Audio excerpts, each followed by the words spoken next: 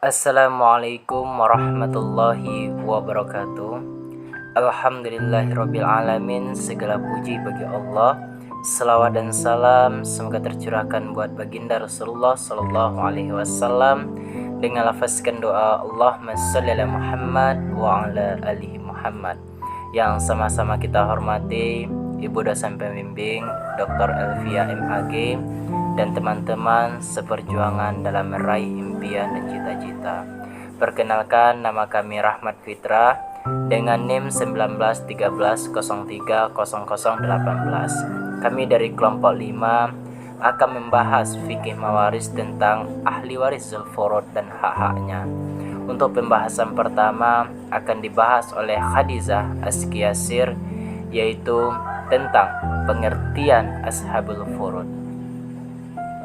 Assalamualaikum warahmatullahi wabarakatuh.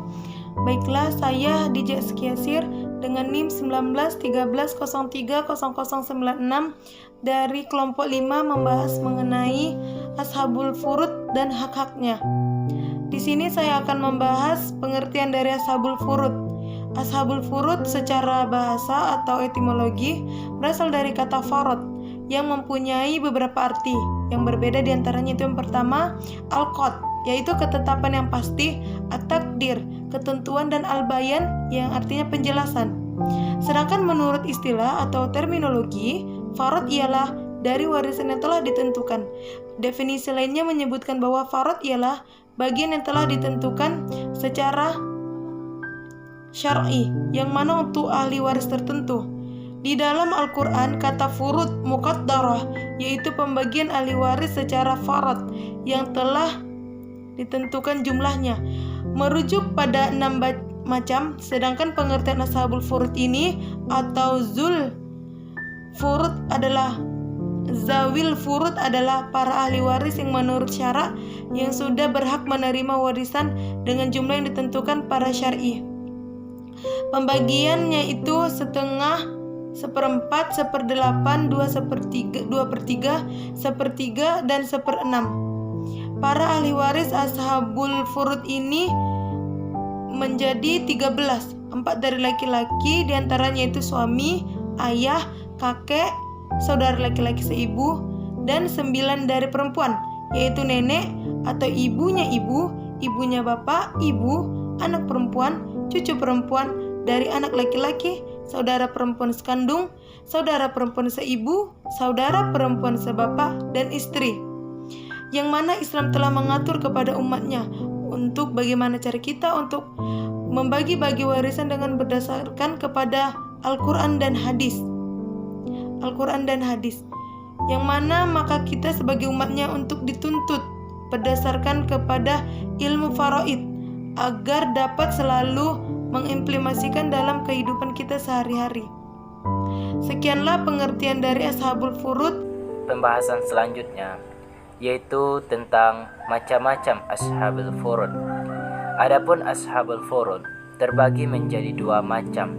Yang pertama, ashabul furud sababiyah, ahli waris yang mendapatkan harta warisan disebabkan karena hubungan pernikahan. Ashabul furud sababiyah ini terdiri dari suami dan istri. Yang kedua itu adalah ashabul furud nasabiyah, yaitu ahli waris yang mendapatkan harta warisan disebabkan karena nasab atau keturunan.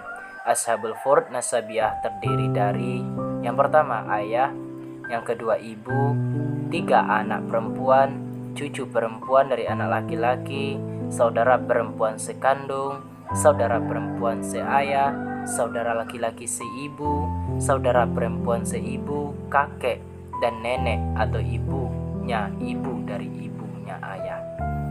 Selanjutnya itu adalah dasar hukum ashabul furud. Mengenai tentang dasar hukum ashabul furud banyak dijelaskan di dalam baik itu Al-Quran maupun sunnah Rasulullah SAW.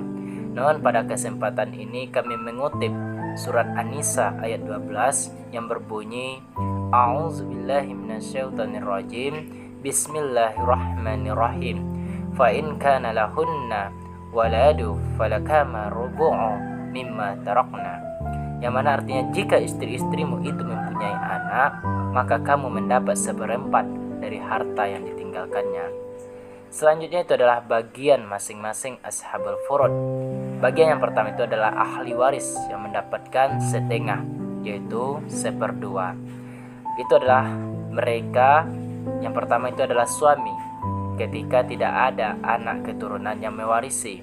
Artinya tidak ada anak laki-laki dan perempuan serta anak laki-laki dari anak laki-laki. Yang kedua adalah seorang anak perempuan.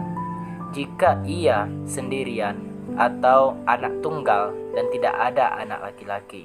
Yang ketiga, seorang cucu perempuan dari anak laki-laki. Jika dia sendirian dan tidak ada ahli waris ashabah, dan tidak ada anak laki-laki, anak perempuan, sebab anak laki-laki bisa menghalanginya untuk mendapatkan setengah. Yang keempat, seorang saudara sekandung. Jika ia sendirian dan tidak ada ahli waris ashabah, tidak ada penghalang dan tidak adanya anak perempuan atau anak perempuan dari anak laki-laki. Yang terakhir itu adalah seorang saudara perempuan seayah. Jika dia sendirian dan tidak ada ahli waris ashabah, tidak adanya anak laki-laki atau perempuan dan saudara perempuan sekandung. Yang kedua, pembagiannya ahli waris yang mendapatkan 1/4, yaitu suami dengan adanya anak atau cucu yang mewarisi. Yang kedua, seorang istri jika tanpa adanya seorang anak atau cucu. Yang ketiga, yaitu ahli waris yang mendapatkan bagian 1/8, ialah seorang istri jika mempunyai seorang anak atau cucu, yaitu keturunan. Selanjutnya, ahli waris yang mendapatkan bagian 1/3, ahli waris yang mendapatkan bagian 2/3, dan ahli waris yang mendapatkan 1/6. Mungkin itulah pembahasan dari kelompok 5. Mohon maaf atas segala kesalahan dan kekurangan. Tak ada kata yang tak berguna, tak ada saudara yang tak menyapa. Nun wal qalami wa ma yasturun. Wassalamualaikum warahmatullahi wabarakatuh.